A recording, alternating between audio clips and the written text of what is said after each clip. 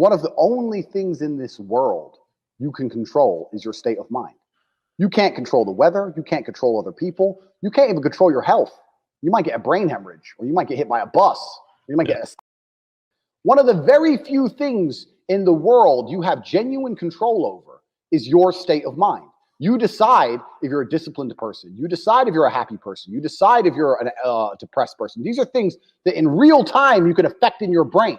This is all you can control on earth. If you can't control that, then you're just a feather in the wind. And life's going to blow you around, and you might land somewhere good. You might land in dog shit. Nobody knows. So if you're going to be that kind of person, then you're at, like you said it perfectly, you have no will, then you're just at the whims of the earth. Who knows? You're going to watch something on TV, and they're going to tell you something, and you're going to believe it, and you're going to march and hold the sign and blah, blah. You're going to be an idiot.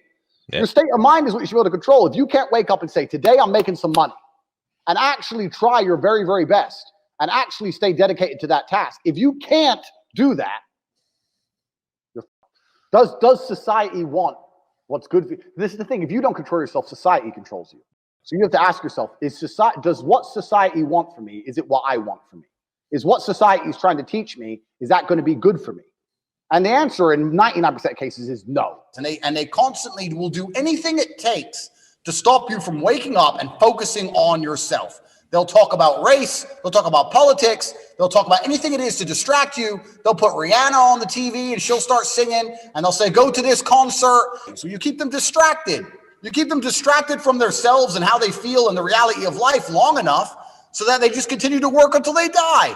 That's what all of this mainstream mindset is. That's what it all is. If you're one of them people who's trying to wake up and there's something itching in your brain and you just don't understand what's wrong and you're just don't feel quite right in life, it's because you're a bee in the beehive and you're trying to escape it. And the only way out is going to be through disciplined actions one way or another. You know, they do this with mainstream culture on purpose. They make absolute morons famous. They make morons famous, and they do it. They do it so that smart people like you and I and everyone listening to this thinks, well, if that moron got a big break, my big break will happen one day. And you just keep working, keep going to work, waiting for your big break. It doesn't come. The only way to get out is through disciplined action. So you need to become extremely disciplined with yourself as an individual if you care about escaping the beehive. If you don't care about escaping, then that's completely up to you. But discipline's a key component. There's no other way out. There is no other way out. That is it. It's something you have to do, and you're going to have to do things you don't want to do on time every single day, or you're going to suffer the consequence. And that's how life works.